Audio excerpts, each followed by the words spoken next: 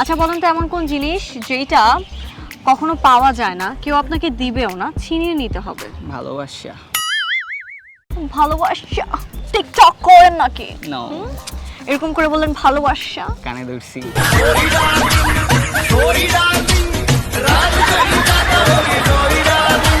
কোন ভিটামিনের অভাবে সারাদিন ঘুম পায়?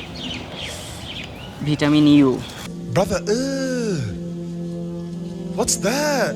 Vitamin U? হ্যাঁ, এটা আবার কি ভিটামিন? নতুন।